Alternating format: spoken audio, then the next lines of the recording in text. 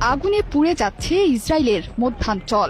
গাজায় যখন আগ্রাসনের সব সীমা ছাড়িয়ে যাচ্ছে ইসরায়েল, ঠিক তখনই মধ্যপ্রাচ্যের কসাই বেনিয়ামিন নেতানিয়াহুর দেশ থেকে ভেসে এলো আর্তনাদ। ভয়াবহ দাবানল ছড়িয়ে পড়েছে দেশটিতে।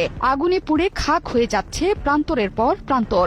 আগুনের তীব্রতা আর বাতাস এতটাই ভয়ঙ্কর হয়ে উঠেছে যে নিমিষেই বেশ কয়েকটি শহরে ছড়িয়ে পড়েছে দাবানল।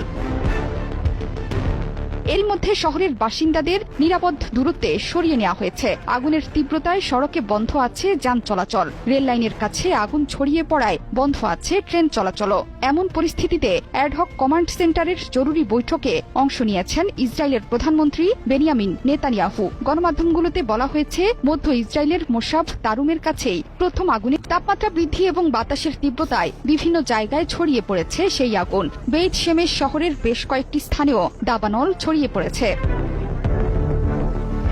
একে একে শহরগুলোকে গিলে ফেলছে ভয়ঙ্কর এই দাবানল। বর্তমানে নিয়ন্ত্রণের বাইরে চলে গেছে এই আগুন।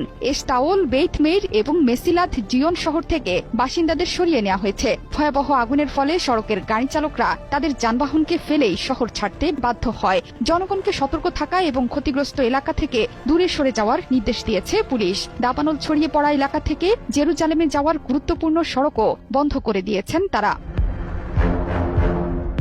এরই মধ্যে বিমানের সাহায্যে আগুন নেভানোর কাজ শুরু করেছে অগ্নি নির্বাপন কর্মীরা। আগুন নেভাতে গিয়ে 7 জন দমকল কর্মী সহ কমপক্ষে 9 জন আহত হয়েছেন। ফায়ার অ্যান্ড রেস্কিউ অথরিটির মুখপাত্র জানান, আগুন নেভাতে গিয়ে 9 জন আহত হয়েছেন। তাদের মধ্যে 7 জন দমকল কর্মী এবং 2 জন বেসামরিক নাগরিক।